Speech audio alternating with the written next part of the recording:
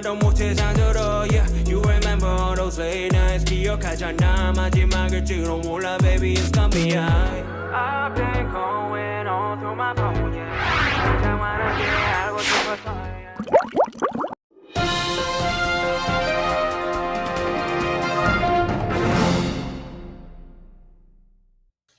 All right, guys, welcome to another edition of the Reefing Report. Mark Callahan, Mr. Saltwater Tank, bring it on, baby, bring it on.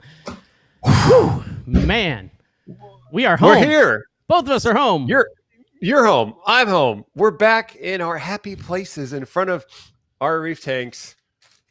Yeah. With our sweet microphones that sound so much better than those lav mics or whatever else I was using. Did you notice that no one complained in the comments that the audio wasn't quite as rich as when we're at home with our nice microphones? I know. We go to all that trouble to have great audio. I think it's only the podcast kind of people that really care. The live stream people are like, yeah, bring it on. It's pixelated, audio scratchy, whatever. We don't care, you know? Who cares? Yeah, no doubt. We're home, and then we're leaving because we're going to Reefapalooza, Orlando, which... Do you think that's the best Reefapalooza? Are you trying to hurry up my live stream here, buddy? No, do you have something to do or someplace to go? Because I told you I don't mind if it goes long today, and I heard that you can't have it go long. Someone asked me, like, oh, that's Reefapalooza show you've been telling us about. And I was like, there's one in Chicago, Dallas, Orlando, New York, and LA. They're like, which one do I go to? And I was like, Orlando's probably the best one to go to. It's the OG, right? Oh, no, it's not the OG. It's the OG. Sorry, it's the OG Vic and Lou show. Okay. So East Coast OG. How about that? But you're avoiding the question. Is that the best Reefapalooza to go to? No, I'm going to have to still say West Coast, baby. West Coast. That's because you're a West Coast guy. Yeah, that's exactly right. Yeah. It's in the OC. It's not about the corals. It's not about who's there. It's just the fact that it's an OC, and you're like, oh. Yeah. Well, there's like roots for me, like when I started out in the hobby, like the second time, when I started to go out there in 2009, 2010, etc. When I met you, right? I think we met at a Max, though. We didn't meet at a Reefapalooza, but still, same kind of thing, out there, and, the farm buildings with the pig pens. No, they're actually where they did. They actually where they do all the farm stuff there too. So they have all the pig and sheep pens and everything when they do the fair out that way. So okay. Yep, anyway. Absolutely. Anyway, so we are back home. Some people are like, "What? He's back home? How's that happen?" I drove out in an RV to the Atlanta Macna Aquatic Expo. Family and I, Nancy, my little dog Teddy, and myself, we all drove out. It took us like 5 days. And we visited places along the way, including Reef Automation, Derek Picker, and other people along the way. Shot some footage. And after the show, I left the RV in to have some maintenance done, and we flew home for a couple weeks. And then we're going to fly back. All right. So we'll see you at Reefapalooza Orlando in 2 weeks. Absolutely. And after Reefapalooza Orlando, if any of you guys want to hit me up to see an awesome reef tank at your home or whatever, I will be anywhere south of there, west of there, even later on north of there as I go all the way down to not quite the tip of, maybe I will. Who knows? I'll go out to the Keys. I don't know. I don't even know. And then head back up to the south of Atlanta area to a friend's farm. So... that's what's in store for me coming up. And somebody asked, "What am I drinking?" Yes, it is definitely that country. Wait. Yeah. So this is another old fashioned. This is with Angel's Envy, just for those that wanted to know. And feeling good today, Mark. Definitely. It's a good Sunday. What's the hat? People were complaining for weeks about the hats. So what's the hat? We'll do that, and then we got to jump in this. Okay, so this hat is still... I've worn it before. This is a Tenji hat. Tenji's a high-end systems integrator for high-end homes, but mostly for public aquaria and zoos and whatnot. And they are in Carmel, California. And so I have one of their hats. And, that's where we are. Okay, so we were talking about Reefapalooza. We talked about Macna. Macna's coming up in the smoking popular city this year of Milwaukee. All right, so we had kind of a Macna, right? But what I want to show people now, Mark, and I didn't cue this up ahead of time in the preview, so let's take a look at it. You're going to get it just like right now, like everybody else. This is what it is. This is what my expectation is for companies that come to a trade show. Of course, I'm no longer with this company anymore, but this is how you bring it. This is how you bring the fire to what happens. So here, take a look at this. This is where my expectation is for Macna in Milwaukee. Shall we begin? This is the last great Macna ever done. Let's begin now. Las Vegas.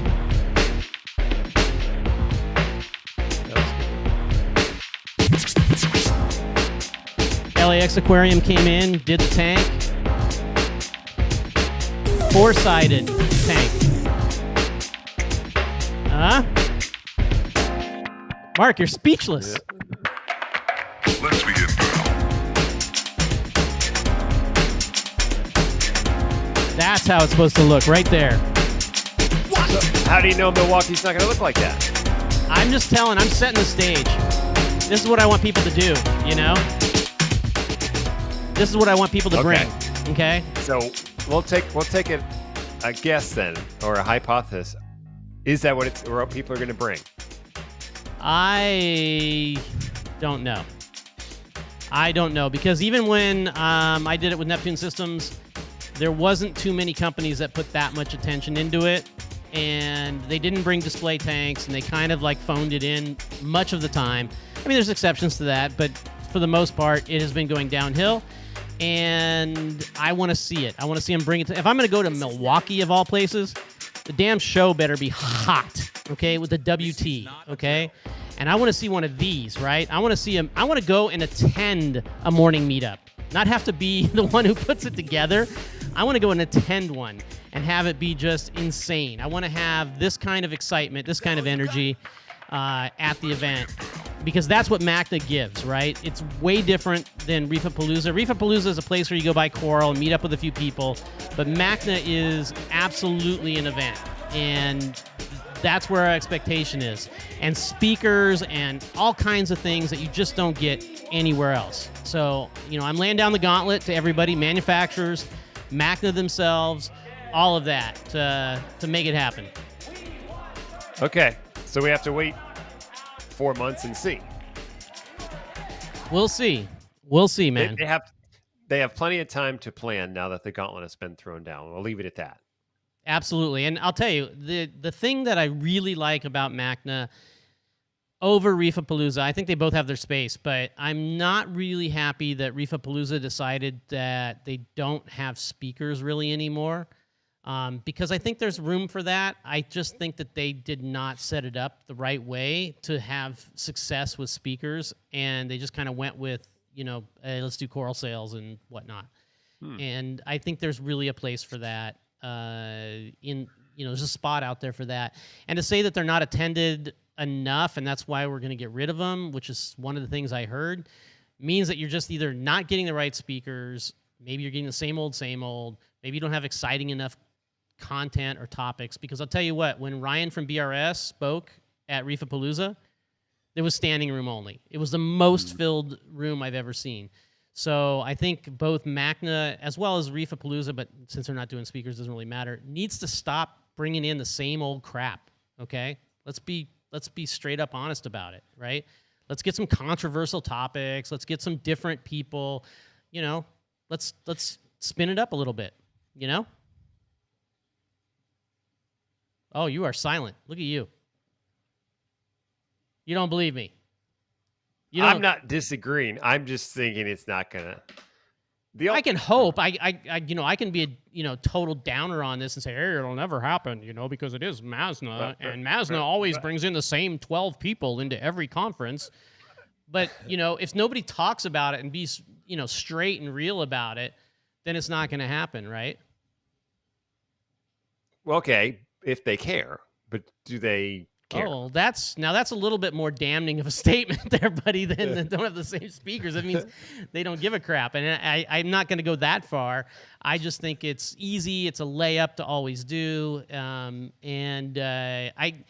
somewhat intrigued, and maybe I don't have the right adjective for it. That Richard Ross is helping out in this respect at MACNA Aquatic Expo. He was the guy in the room with the speakers, and I think he's going to get more and more involved with MASNA in this regard. And I'm hoping that things get mixed up a little bit. Well, then we'll just have to attend and find out. There you go. In Milwaukee, Shamil, Shamazel, Life and Self Incorporated. Okay, so for those that are on are a roll old, tonight, I love it. Yes, I am. I am on a pop culture roll here for sure. Even pre-show, I was. So, all right. So we still have a little hangover. I from the MACNA Aquatic Expo. I did see your video with Lou at Tropic Marin, and let's see here. I think I put it on the site. Yeah, I did. So you basically went and spoke to Lou at the show. He was there kind of virtually. Mm-hmm. Where does he exist anyway? Where does that guy exist? Oh, shoot. Northeast. I don't want that to happen. Fence. A little Max Headroom going on there. There's another pop culture reference for you. But so he's in the Northeast, so he didn't come out for the show, obviously. And no. I watched the video. Basically, come on, you got to be able to dig more out of him, or why even do it? Because the video was basically like, yeah, we tested it. Couldn't find anything. Yeah, we'll let you know. And I spoke to Lou at the show too, and he did say we're the first on his list. Gracious to him to come and be interviewed and whatnot. To talk about, I want to talk about salt in general. I want to get him to talk about other people's salt and just get some really good juicy stuff from him. But there's still quite a bit of dissent out there, don't you think, Mark? Yes, and I don't think anything. It's like people have cut their throat and thrown them over the cliff. A lot of people have. No, they could come back and say everybody gets free salt that we've tested out in Germany, whatever, and they'd still be like, blah, blah, blah, garbage, blah, blah, blah, blah. Like if it's over for them, I mean, let's clarify. It's not like it's over for the company. I still believe that they make a quality product. Let's just say people who think in their mind that it's over for them, they're not. There's no way they're going to use their products ever again. I don't think there's any turning back for those people. They're done. Yeah, so I'm going to make a little bit of a corollary here to Apple, okay, with a similar kind of thing that happened to them in terms of disappointing their customers. Way back with the iPhone 4, they had a thing called Antennagate.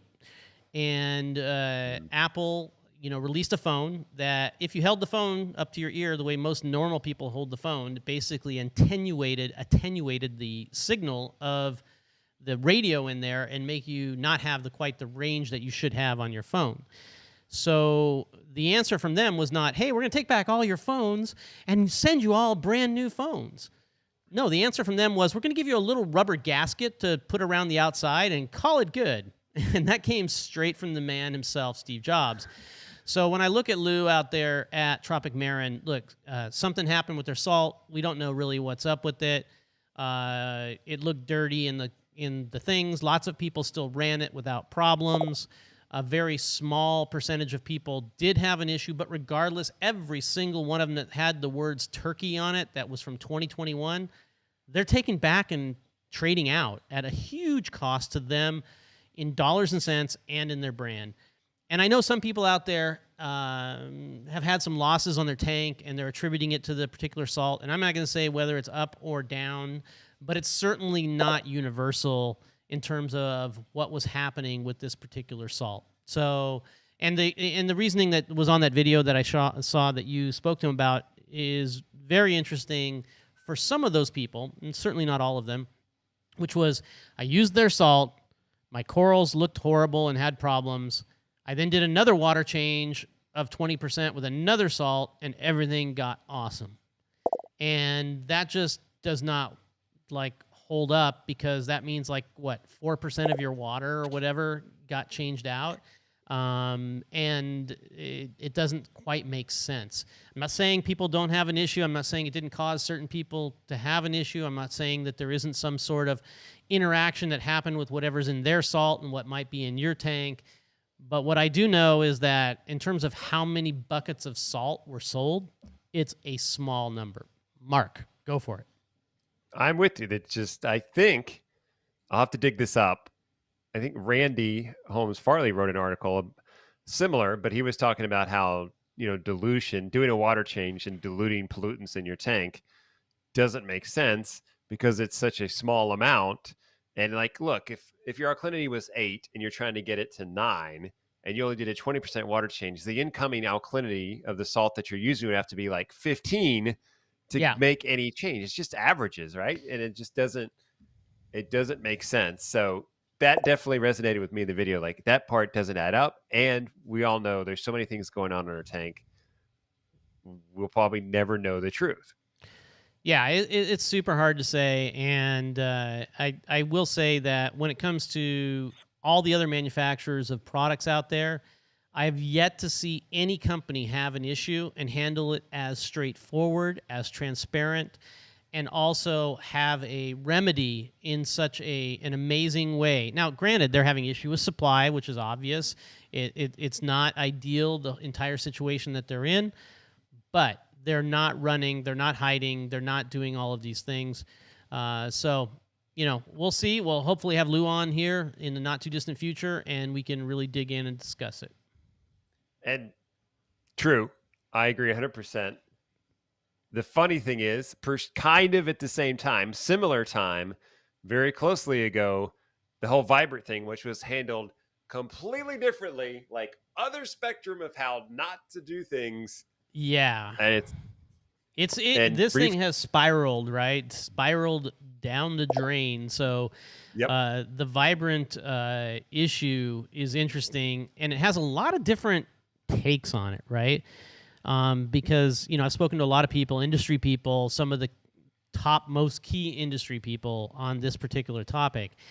And, one of the things obviously it comes out is like, well, did it kill algae? And I'm like, yeah, but if I sold you organic cat food that all of a sudden made your cat have a lot more energy and he was never more, jumping around the house and being able to chase the fake mouse as ever before or whatever, and then later on you find out that in fact it had some sort of additive in it, some sort of hormone in it or what have you, would you go, yeah, well, man, it's still the greatest thing ever? No, you'd be pissed off because you thought this was some clean, transparent, organic kind of product.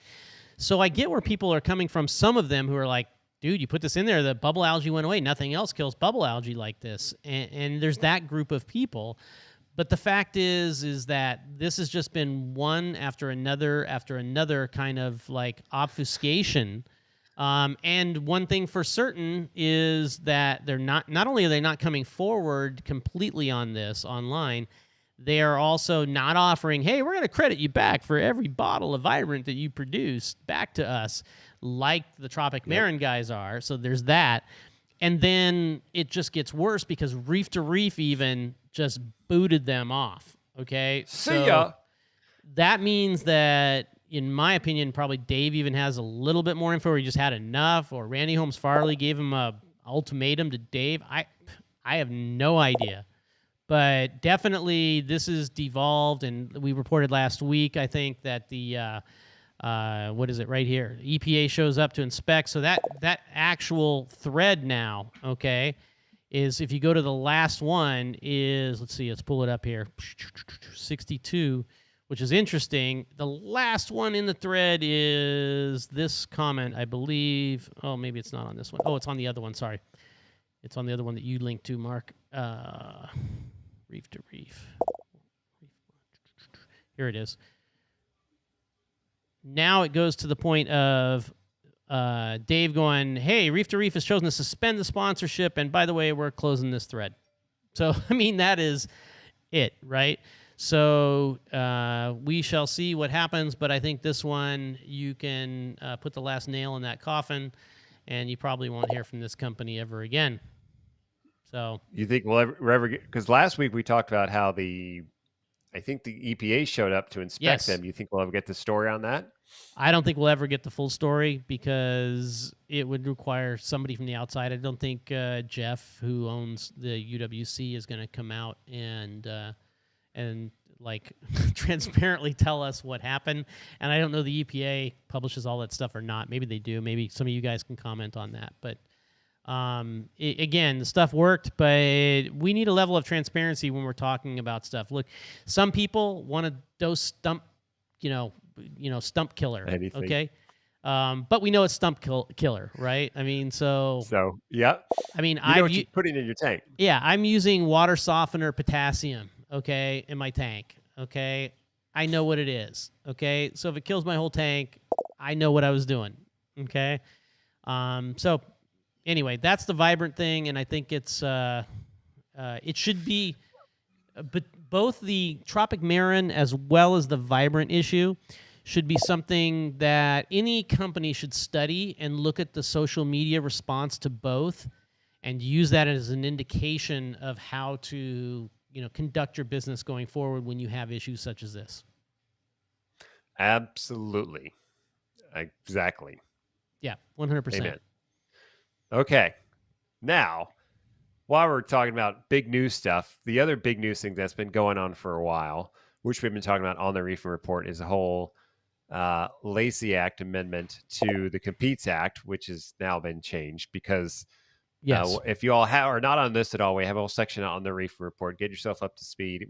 I also did an interview with the guy from the Pet Advocacy Network, formerly known as PIJAC.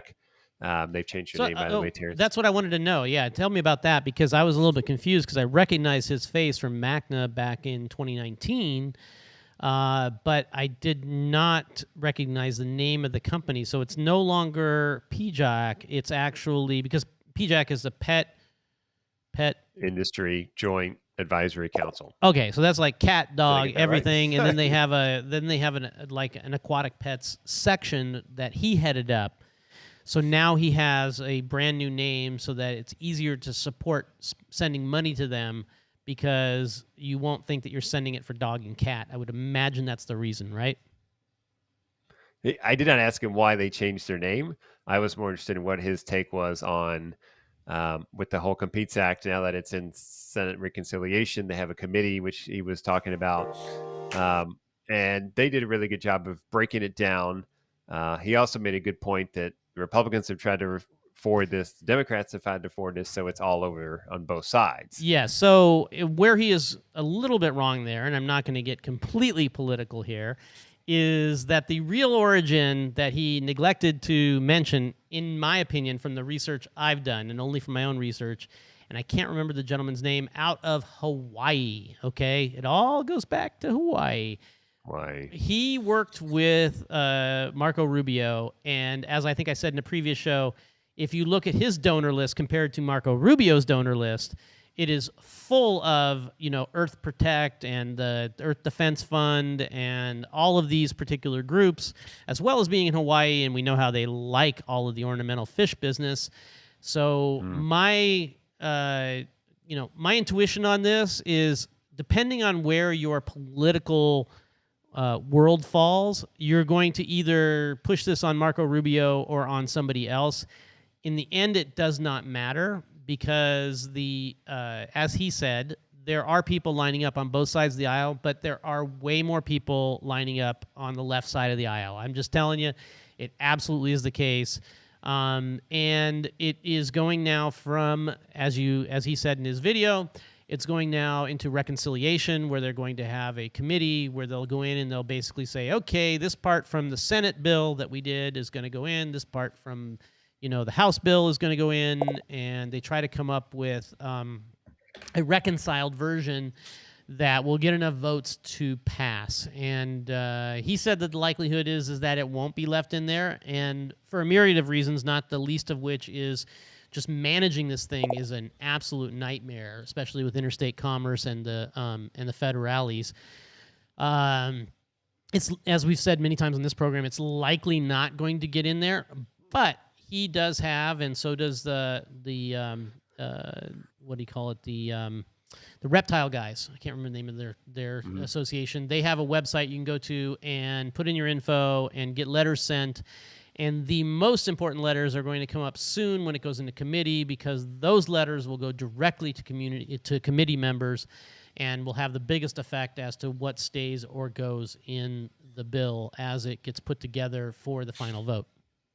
Yep. And then it it's gets right there voted on on the in the Senate, and then it goes back to the House. But by that time, they've already kind of agreed on whether or not it's going to go through or not. He had made a very good point about they have a form on their website. You can fill it out if you want. You don't even have to fill it out. They already have it filled out. He recommended doing some editing to it to make it more personal. Easy thing to do. I went and checked it out. There you go. It still surprises me that people in the industry, they're like, oh, it'll pass. It won't pass. No big deal. It'll You go still need to do away. the work, because there is going to be a lot of advocacy, both from, or not just both, but from a lot of different groups who are in the pet industry who are going to be affected by this. Reptiles, as I said, birds, fish, freshwater, saltwater, all of them are going to be affected. And it because of a lot of the language that they put in there, it's going to be very difficult to push that one through. But it won't be the last time, as he said, and as we've said, it will not be the last time.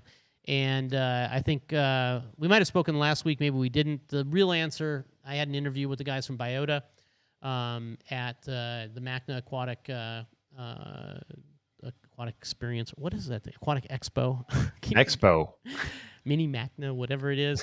And that is the real key is to keep making progress on captive bred, to keep making progress on traceability, to keep progress on all of these different fronts is going to make it harder and harder for them to get rid of it, similar to the birds issue that basically happened. But good interview. Speaking of traceability, there's a new supplier, new region of the earth we can get aquatics from Oman. And that was the headline I put in there was, great, we got a new region. Cool to see some new fish coming out. I linked over to an article or a post on Reef to Reef that showed some new fish that we haven't seen before. And my question is, how do they catch fish? No one's telling me how they catch fish. Is it net caught? Is it something else? How transparent is it? Yeah, where is that article? Did I pass it already? There it is, Oman. By the way, if you go to reefingreport.com, that's where all of these news stories come up all through the week as Mark and I curate them and post them up. And you also can provide tips to us in the upper right corner of the reefingreport.com website. But there is actually, oh, look at that. That is a, what is that? A butterfly. Yeah, but what kind of butterfly is it? It's like a wrought iron? Is that right? No, it's not a wrought. I don't remember. They put in the article. Okay. They said he called it an Oman butterfly. It's ugly. Let's just be straight up. It's ugly. If I'm going to have a butterfly fish in there, I'm going to have one of these that I have here in the tank. Okay, it's behind me. Wait. Come on. It's not even under a coral blue LED light. Like, you got to give it a shot. I don't care, dude. Really looks, I'm gonna fillet that thing and put it between a tortilla. That's what I'm going to do. I'm not putting that in my tank. There's not going to be much there. It'll be like Taco Bell fish. I don't know, right man. there. You should see the stuff we catch in Mexico. That thing probably gets pretty big. All right. Oh, that one looks cool. What's that? It's a blenny. I forgot what they call it. He talks about it there. But again, I'm like, no one talks about how they catch these fish. Is it net caught? Is it like, if we, as someone is saying right now, Jeremy has pointed out, we need someone that shouts out great things about the aquarium trade that we're improving on. Here's a great thing to say. Hey, we got a new region and we're making sure it's sustainable. And here's how we do it. Boom. Yeah, this is a very good. That is a really good point. The point is that you should really like shout that from the mountaintops, right? It really matters to people how these things are caught, and even if it doesn't matter now, you build the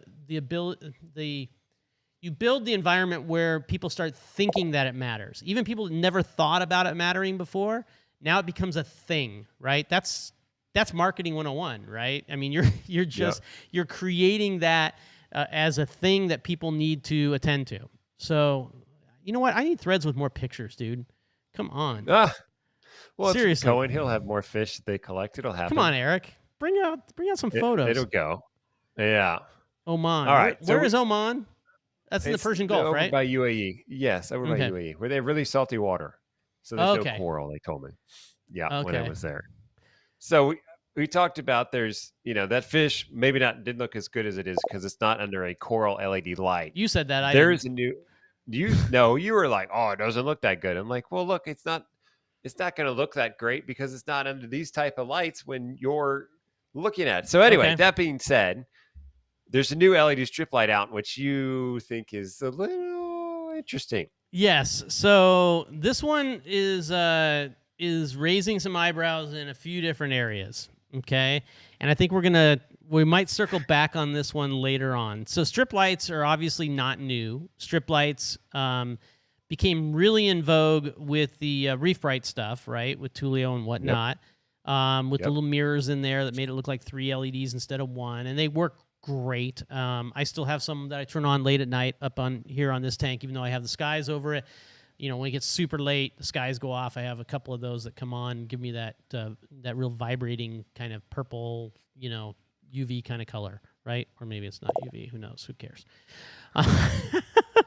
But anyway, strip lights have been around for some time. Orfec have had strip lights for some time.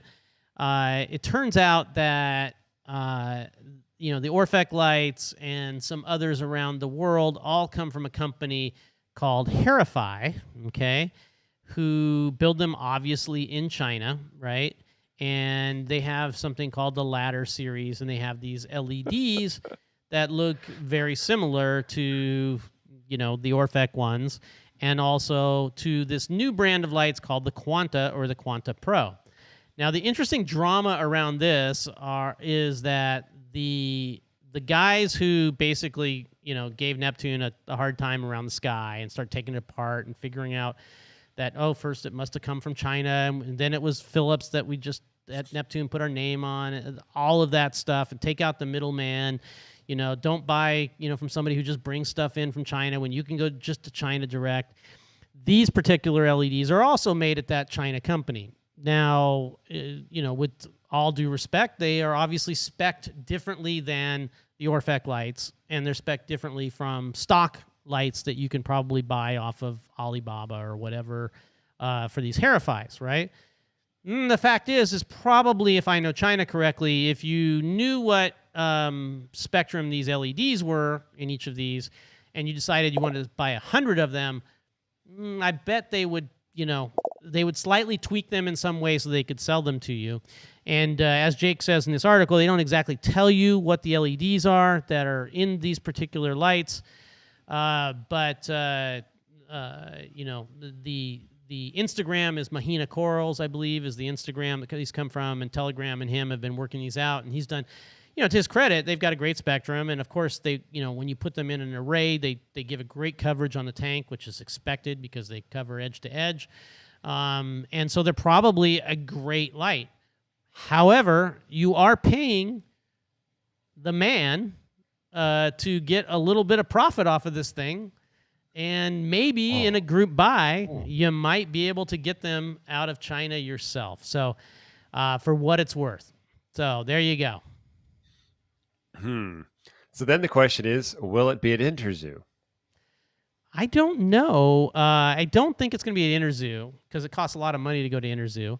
But what I do know is that one of the biggest pot-stirring reef guy out in the world who does all kinds of memes and other things and thinks he's super funny has been writing tips to us and DM'd me and whatnot, and has a video coming out that maybe next week we will cover as he shows the actual Herify lights and shows these lights side by side. So we are not one to shy from drama, Mark, okay? And No. It will be interesting to see what happens in that world. But there is some Instagram drama going on for sure that is pretty funny, okay? For no other reason, we are going to pay attention to this simply because of the drama. All right. Well then. But the question is, all right, so I'm going to guess they're not going to be at Interzoo because China's going through COVID lockdowns. That's a whole nother topic. Yes. So I'm willing to bet most. Oh, you're talking about Herify. else. I was talking about Mahina Corals, but you're talking about Herify. Yeah, I don't know. Anything out of China. Yeah, it depends if it's out of, I don't know what's happening in South China, in Guangzhou and Foshan and Shenzhen. But certainly if it's coming out of Shanghai, Ain't happening. They got like 50 million Ain't people on lockdown over there. Only 50 million. Yeah, they're jumping out of buildings. So China is not going to be at Interzoo. Let's take a guess here. China's not going to be at Interzoo. Is Interzoo going to be a bust this year? So Interzoo is an interesting animal because you know, they're hypersensitive over in Europe. Obviously, some of the countries for good reason because of the COVID thing, and we're supposed to have Interzoo in 2020 for obvious reasons. It was canceled in 2020. They moved it to 2021, thinking they're going to be able to do it. They canceled it in 2021. It's now moved to 2022, and to be honest, I don't know if it's really the COVID thing that's keeping away some of these companies, because there's an article out there on I think it's on Reef Builders. Kudos to Jake for getting all of the info from all of the companies. Credit where credit is due in terms of who's going to show up and who's not. I've certainly talked to many of these companies too, and not showing up. I wonder if it's the COVID thing. The fear of the COVID thing keeping visitors away that may or may not happen. And, it's kind of a self-fulfilling prophecy. Or, how about this? Interzoo was always the thing you did, and you never really understood the complete results out of it. And now that you haven't had it for 2 or 3 years or more, 4 years, okay, and business is awesome for a myriad of reasons. The COVID is another reason that aquatics is doing good, but you then go, for 4 years we've been doing quite well without an Interzoo.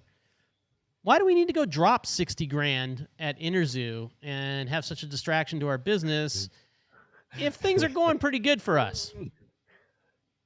That's how things generally go, right? I mean, it's like you do it because you've done it always, and you're always afraid that if you take it away, you might lose something. But then when it's taken away for you, it's like, yeah. So it's definitely interesting that the and then De Young, right? When the Interzoo came, when the COVID came, they were like, we don't even think we're going to do Interzoo ever again because, trying to get everybody together, they do kind of a conglomerate booth through all of their manufacturers that they represent, and now they represent a lot of hardware manufacturers, not just selling livestock, corralling all of those people and setting it up. It's a freaking nightmare, dude. And then Ari, who puts together this display that you see here every 2 years, he puts together the most amazing display. It is ridiculous. If you think the Neptune displays are good, this guy just takes it up, squared. It's crazy. Ari's a very cool dude. Spent some time with him over there in Europe more than once, and he just really knows how to put together a display. But moreover, as Jake points out, they did all of the displays for a lot of the companies, right, that are just showing off their goods. And so if he's not going to be there, who's going to do their aquariums? And furthermore, if you've ever been over there, it's not like here where like, oh, shoot, I've got a cloudy tank. Oh, shoot, my tank is 83 degrees. Oh, shoot. No, they have somebody that they pay that's required to come around who has a thermometer and a logbook and looks at your tanks and measures the temperature of the tanks and takes readings of the tanks of various parameters. And if you are out of line, shut it down. And so it is way different than it is here in the States. It's so different that like if you want it like a Doberman with clipped ears, ain't happening. Okay, it's like you're gonna have a floppy-eared Doberman over there. That is cruel. So so it's totally different over there, and it's gonna be I think it's gonna be a miss. I agree. It's with Jake, and it's gonna be kind of sad to not have it over there. And while I was thinking about going over there, I don't know. I'm like 30% going, 70% not at this point. I think, like you said, if you haven't done it and things are good, you've pretty much proven to yourself you can not do it and things will be good. And if they don't go this year and things are still good, that's it. No way we're going back. Yeah, It's because gone. it's a huge expenditure, and what people don't realize, I mean, it's so funny here. When we go to these small little shows that we do, and MACNA is, by the way, a tiny show in comparison to most trade shows in most industries. It is absolutely miniature, okay?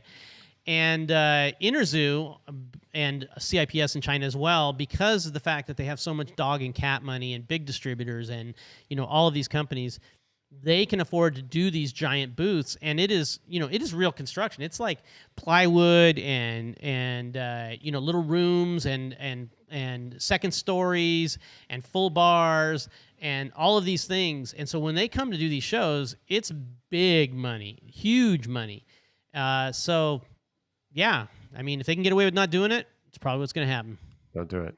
And Sad. China, and by the way, never... Sean Clark says, I thought China was the largest international show. Yes, it is. It absolutely is. And it's in November, and we'll see what happens by November. They may put it on by November. We'll see where the world is. I've gone to that 4 or 5 times, I think. Yeah. Would have never made it to an Interzoo. I've always had something come up every year. Yeah. Whether it be the first one didn't have any money, the next one we were having a child. There was always something. Anyway, maybe never get to go. I've heard lots of things. Yes. We'll see. Huh. Interesting. Yep. Okay.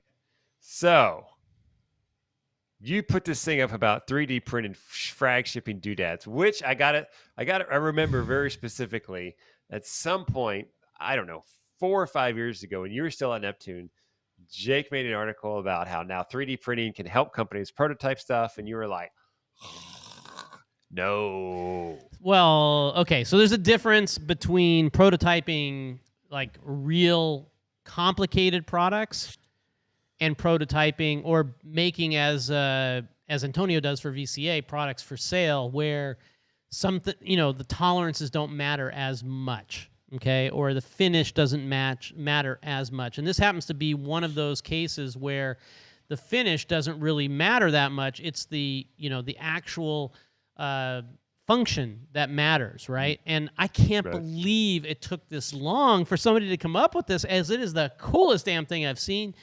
Reef Builders did somebody else who's doing one. This happens to be Kay Clevin, who we had on the show when you weren't around. We had him on as a guest with Greg.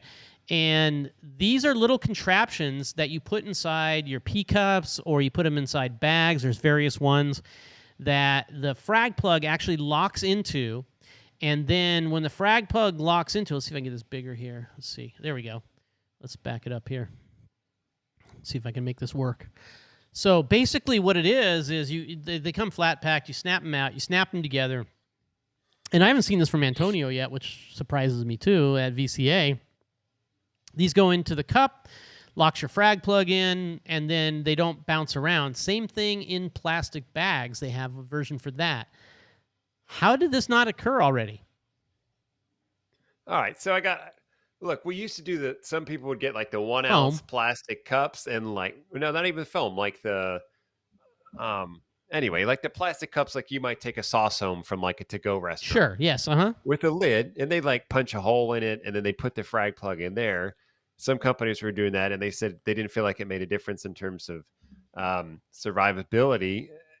I mean, is Worldwide Corals going to start shipping their corals this way? Are they going to take the time to print these things? Okay, so here's the deal. Every single visual frag? All right, so first of all, we're talking about like home people transporting to frag swaps or selling at frag swaps or whatever it may be. Okay, that's one thing. Second thing is, if I buy, the radioactive elephant snot coral, okay, from Worldwide Corals, that happens to go for $800 for 3 coralites, okay, yeah, I'm going to kind of expect it to come with something like this, right? I just paid like $800 or whatever it is for this stupid super magic coral, and it comes in a bag. Are you shitting me? No way. I want it now that I know that this exists. It better come in something like this, right? I don't know. I give you that. Now it's an opportunity for a company to differentiate themselves if it starts showing up with that. Yeah, no doubt. I think whether you're differentiating or it's just on your premium product, right? And, I would venture to say, even if you're, this is really good if you're doing those super expensive torches, and you basically epoxy them to a plug, or so that they will lock in there. Because the acros, they're especially in a bag, acros, it can be argued that nothing's going to happen to them, right? So it's just kind of for like, okay, it looks good, and I know it's going to be safe. But when you're talking about an LPS coral, which has fleshy pieces and lots of sharp, edges on it, and you can lock it into something like this, and especially now that people are selling like $300 one head, torch corals or Euphilia corals or what have you, I'm going to expect it to come in something like this, right? And the company that sells it with this versus the company that doesn't, I'm going to buy from them because they clearly understand and care about how it's going to get to me. The biggest one that comes to mind is bubble corals. Those things always get sliced to heck. Yep. Because of their skeleton. Like, I don't even. Well, try clearly not to they're buy bigger than bubble this, corals. though. So I think it would require. True. Well, I mean, different. you can get ORA bubble corals that are small frags, and there's no reason you can't print this thing bigger. Absolutely, 100%. And to extend on the hey, we care thing, when I look at a company who takes a Sharpie and writes 2 letters on the outside of the bag to tell me what the coral is, versus somebody like Top Shelf who gives me a sheet with a printed, picture of the coral and descriptions and everything else and coded and all of that, that's just what takes it the next step, right? And this is another kind of thing, right? If you're going to charge those kind of prices, then you better be shipping them in ways that respect the coral, and not only that, respect my dollars. Yeah. No, I would love to see a bigger version of this for larger corals. I mean, you're not going to get some big, 8-inch bubble into this thing. I get that, but yeah, like, how could you say that we're killing animals mindlessly and that we're innovating and doing stuff like this? Yeah, you're chucking it in a bag, okay, when there's other options to do that are going to cost you what? I mean, look, if you're Worldwide Corals or you're Top Shelf, you don't need to buy these things. Buy a freaking $300 printer and print them up yourself. What's it going to cost you? 28 cents a piece for a $300 coral? Okay, I'm going to expect it. Yeah, well, let's go. I'll be there, and surely you can drop by Worldwide and Top Shelf when you're at Reefapalooza. You 100%. Can ask them that. That would make good content for your show, Terrence. Mm-hmm. Yeah, it's definitely going to be there. I think this is as I said, I think to close it out, I think the big thing with this is what took so long. Somebody just commented that it's been around for a year. Somebody's been doing it already, but it's definitely more mainstream now. Well, hopefully we see more of it after this. Yeah. Hey, you know what's funny? Take a look at this. This is pretty funny. I gotta show this. Let me get back to where's my screen? Shit. What happened to my screen? I don't know. I'm not there. Sound like my kids. Where's this? I don't know. It's not mine. Where's that? I don't know. It's not mine. I lost my scene window. No, I'm going back here. Check out the ad. Check out the ad on the right. That's based off previous browsing. Is it? Data, I was looking at these boots, by the way, so there definitely is there. And I note to self, start a stealth window before starting Reefing Report live stream. Okay, let's see what's in your Instagram suggested feed, or not. I digress. Let's not. The new thing. Yes. The new thing, which I'm like, another one. There's a new salt. And another one. I think there's more than one. There's a couple new salts out there from Aquaforest, and some have elevated levels. The thing that caught my eye is there's one that has probiotics that helps with nutrients. Once again, guys, reefingreport.com. Okay, go to the website, bookmark that thing because this is where all the latest news is. And so this latest salt has nutrients in it? No, it has probiotics that help with nutrients. So I have to talk to some people smarter than I about how probiotics, 1, survive in salt, and 2, help with nutrients, because maybe there's something to be learned here. I don't know, but I'm like, wait. This is where I'm going to jump into with there's a lot of great news stuff on Reef Builders, no doubt. But there also is an interesting slant often. And there's a new guy maybe he's not new, I don't know for sure, but he's definitely more prolific lately. His name is Jeremy Gay, okay? Happy guy out of the UK, and he has been writing like crazy, but when you read his writing, it sounds like somebody's slipping him 5 in the back pocket. I'm just saying. And the salt article is no change, right? I mean, it is. Whew, I mean, you got to read this article for yourself to know how much he's like, talking up this salt as the amazing new stuff. And it's got yogurt in it.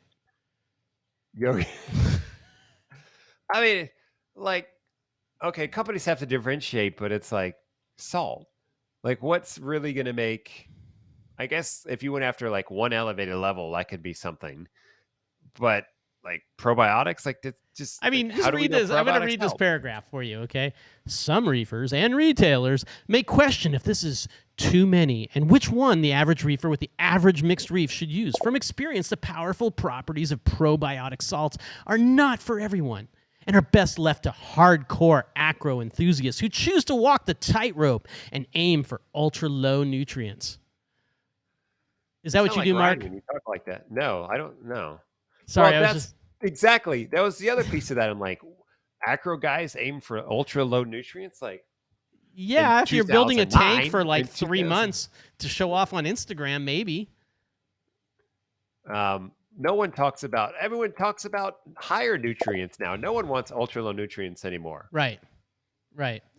So that seemed a little strange. Yeah, and to be fair here, Mo Reef says, that I love the AF components, their salts not so much.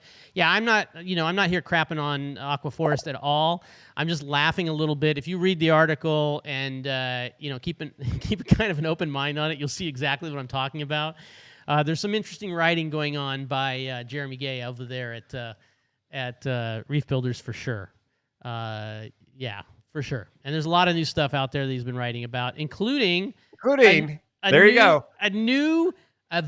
new, awesome water box magnet that looks like 2003 is calling and they want their magnetic cleaner back. The shark. Wasn't it the shark? I think it's the shark, yeah.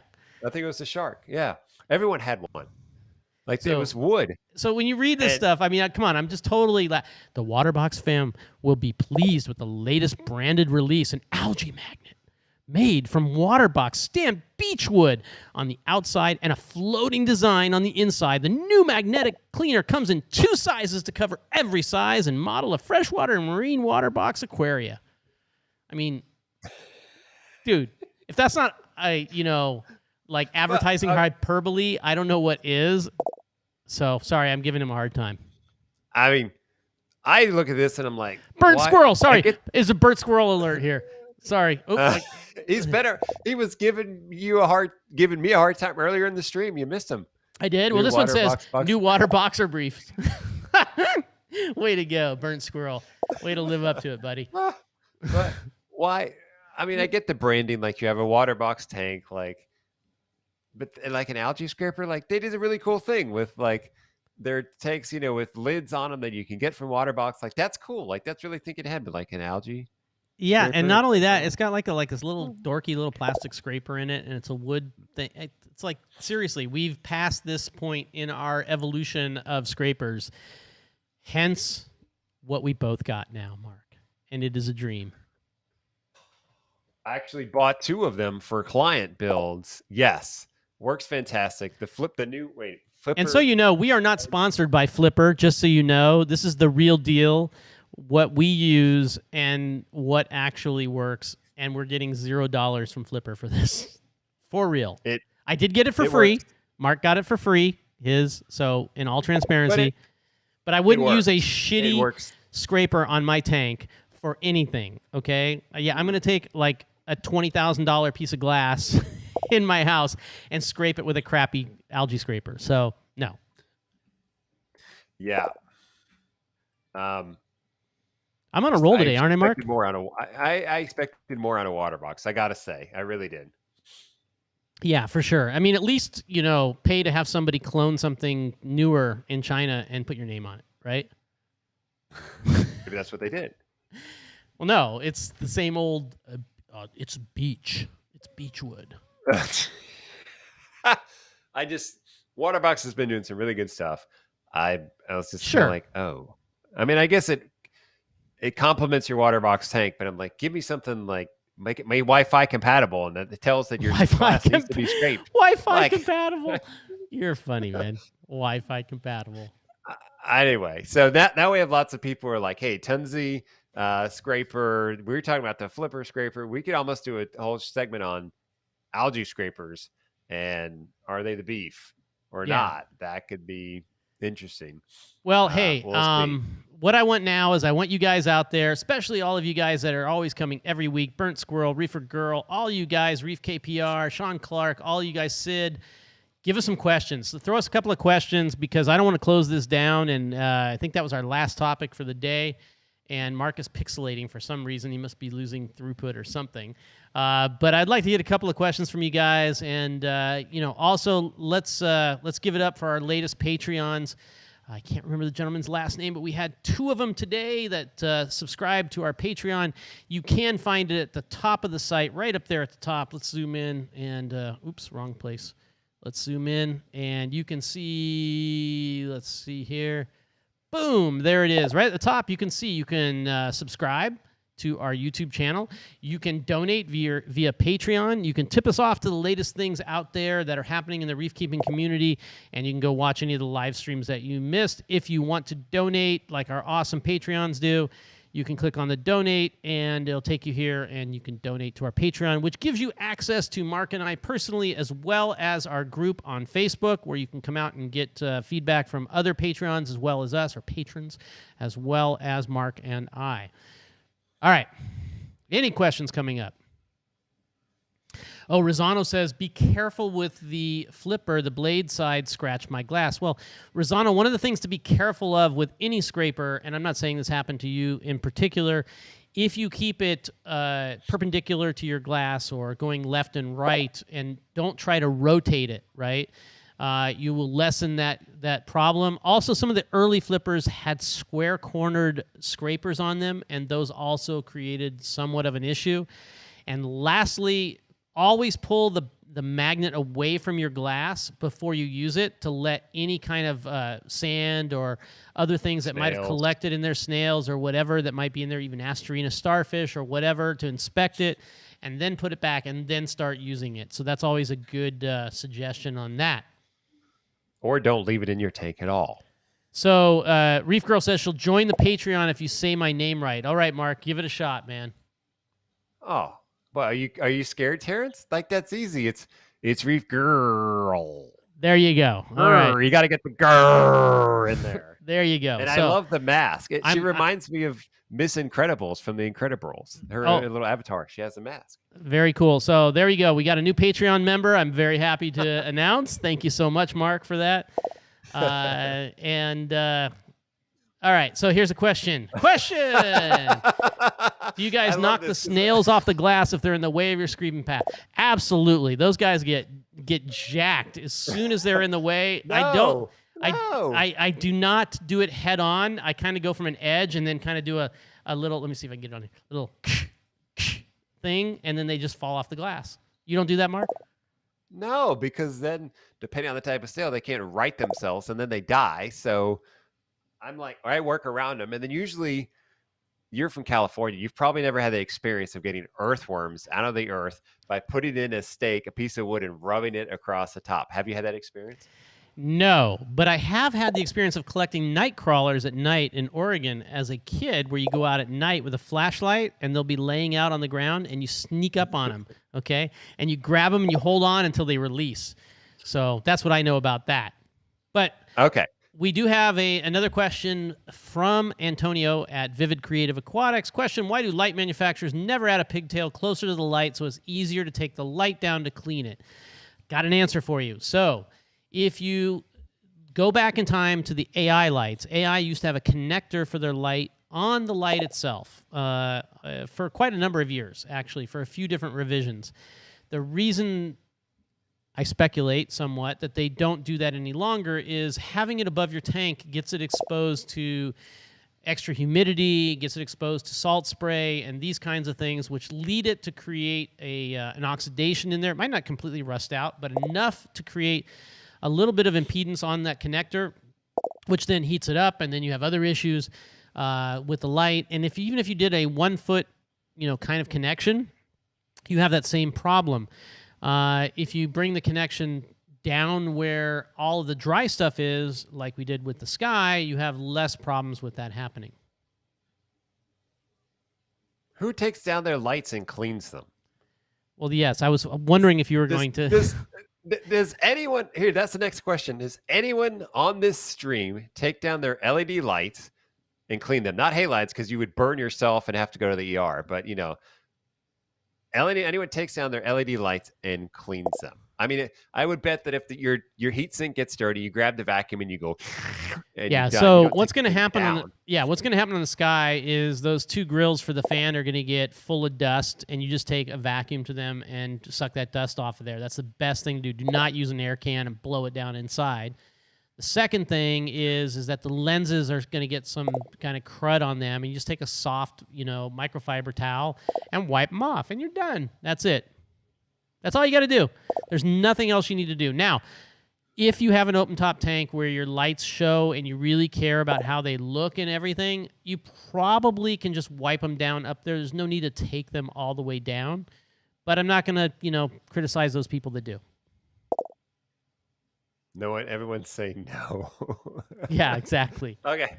Except Antonio, he's like, I try to. It's like, Antonio, you need more work, buddy. Okay, because you clearly have too much time on your hands. Hey, that's a Styx song, by the way. What? Too much time on your hands. Too much time on my hands. Sorry, bad. Because more pop culture references, buddy. That's like you're gonna have to do better. Rock. I was 13 or 12. Yeah.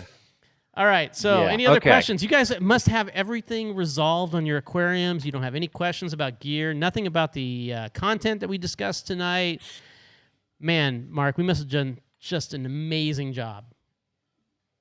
Maybe they can comment give us some feedback on what they want to hear next week and get some real feedback on from us. Oh, here's a great question. Sid, Battle Events and Builds. Terrence, if you were to upgrade... When you let me rephrase this. Let me just clarify his question. Who is this? When you upgrade, Sid, Battle Events and Builds. Terrence, when you upgrade, I'll add that in. I'm modifying his comment. When you upgrade, and entertain the idea, what size would you go to? Oh, okay. So, there's the comment. If I was going to change my tank out, it would easily be 3 times the size that it is now. There is no way... And this is a good rule of thumb, I think, for most people. If you are going to upgrade, 3x, okay? 3x from whatever you have. Because if you go 3x, it's going to be a long time before you feel like it's not enough. So if you've got that 120-gallon tank, go to that like 360, 300, 350, 400-gallon tank, and you're going to be happy for quite some time. I'm running 425 gallons. Probably around 1,200 gallons is probably the right amount for me. I don't even know what those dimensions are, but if I was going to do it in here, in here, it'd probably be 10 feet by 40 inches by 36 inches. I don't know what that gets me. So Jeremy can do me a quick calculation on that. But that's probably the dimensions that I would do if I was going to do it. And Jeremy can tell me why his metal frame stuff, and Mark is way better than doing some other kind of methodology, whether it be acrylic or I was at Raj's place where he does acrylic top and bottom locked in the glass panels, which I saw when I was out there in Atlanta, which seems like an interesting idea to me. Kind of locks in the glass, keeps it from having to use the silicone to hold it together. And it's not using steel. It's not using stuff that rusts. So, I don't know.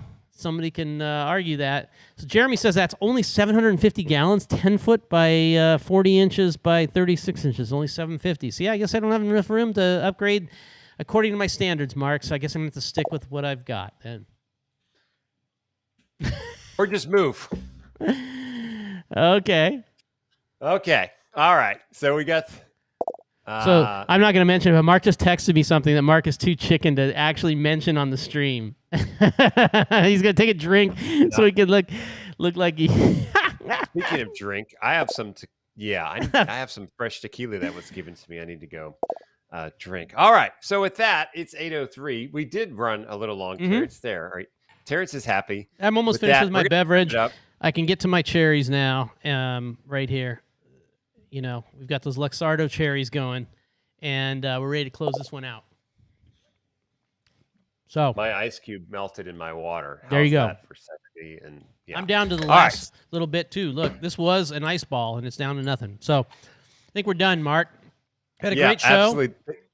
Thanks everyone for being here. We'll catch you next Sunday night on the Reefing Report. And anything else you want to send off with Terrence? Well, I just want to remind everybody that it is a website, reefingreport.com. So, share it around with people on Facebook, Instagram, Twitter, whatever you want. And, visit it during the week. Help us out with that. We're trying to build a cool curated site as well as do these live streams. So help us out in that regard. And, until next week, I'll still be here at home, Mark. Next week, the following week, I will be in Orlando. Orlando. Huh? Yeah, so we'll be. Is that right? I don't know if I got the. Is that right? So not this following Sunday. Yeah, you're right. Absolutely, I'll be in Orlando, and we'll be doing the show there. When are you flying home, Mark? Saturday night. Oh my God! So you won't be there to do the show live with me together? I have a boss who's slave driver. I got to get a show out Monday morning. It's much easier to edit 10K footage or 4K footage, 10-bit when you're at home on your computer. So I got to fly home so I can edit. I have so much content. I've got Global Pet Expo content. I have coming across the country content. I've got all the places I visited coming across the country content.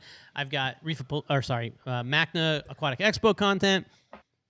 None of it matters until it's published. No one cares until it's published. No kidding. I'm trying to figure out exactly what the shtick is going to be. So look for that. By the way, at Real Reefing is the channel, by the way, for you guys that want to see what I'm doing kind of on my own as I travel the country in the RV and go to these events and places like VCA or Unique Corals, also Derek at Reef Automation, visiting all these different places around the country in the RV.